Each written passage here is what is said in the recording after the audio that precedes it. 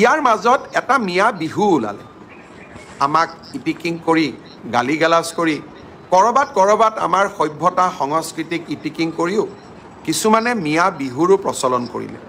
এই মিয়া বিহু গোৱা আলতাফ হুছেইন নামৰ ব্যক্তিজনক আজি আৰক্ষীয়ে গ্ৰেপ্তাৰ কৰিছে। মই এটা কথা স্পষ্টভাৱে ক'ব খোজোঁ যে যিমান দিনলৈ আমি আছোঁ, যিমান দিনলৈ আমাৰ সমাজ জীয়াই থাকিব, এই সমাজত আমি স্বাভিমানেৰে সৈতে জীয়াই থাকিম। আমাৰ সমাজ ব্যৱস্থাৰ ওপৰত কোনো প্ৰকাৰৰ আক্ৰমণক আমি গ্ৰহণ নকৰোঁ আৰু আমাক এনেকুৱা ধৰণৰ আক্ৰমণ কৰাৰ প্ৰচেষ্টাও চলাব নালাগে। আমি জিন যাব লাগে, মিলিব লাগে, মিলাব লাগে, কিছু এৰিব লাগে, কিছু ধৰি ৰাখিব লাগে। কিন্তু যদি এৰি দিয়াৰ প্ৰৱণতাৰ পৰিৱৰ্তে অকল ধৰি ৰখাৰ প্ৰৱণতাহে হয়, তেতিয়া কোনো জাতিয়েই নতুনকৈ অহা সমাজখনত জিন যাব নোৱাৰে।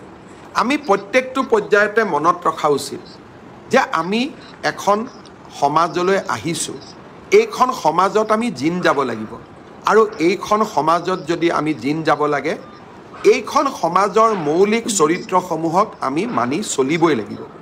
কোনোবাই যদি আমাৰ সভ্যতা সংস্কৃতি, আমাৰ খাদ্য, আমাৰ সংস্কৃতি, আমাৰ গান, আমাৰ নৃত্যক খুব বেলেগ ধৰণে ইয়াক প্ৰচলন কৰিবলৈ চেষ্টা কৰে, কোন অসমীয়াই তাক মানি ল'ব?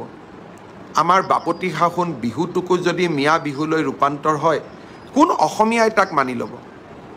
আমি কিমান দিনলৈ জীয়াই থাকিম নাজানো, কিন্তু জীয়াই থকা দিনকেইটা আমি নিশ্চিতভাৱে শিৰ নত কৰি আমি জীয়াই নাথাকোঁ। আমি উচ্চ শিৰ লৈয়ে জীয়াই থাকিম আৰু যিমান দিনলৈ জীয়াই থাকিম আমি স্বাভিমানেৰে সৈতে জীয়াই থাকিম। মই ভাবোঁ যে মোৰ এই বাৰ্তা সকলোৱে ইতিবাচক ৰূপত গ্ৰহণ কৰিব। ভূপেন হাজৰিকা ডাঙৰীয়াৰ সেই কথাষাৰলৈ, বাক্যষাৰলৈ মনত ৰাখিব যে কিছু ধৰিব লাগিব, কিছু দিব লাগিব, কিছু এৰিব লাগিব, তেতিয়াহে এখন বহল সমাজৰ বুকুত আমি জিন যাব পাৰিম।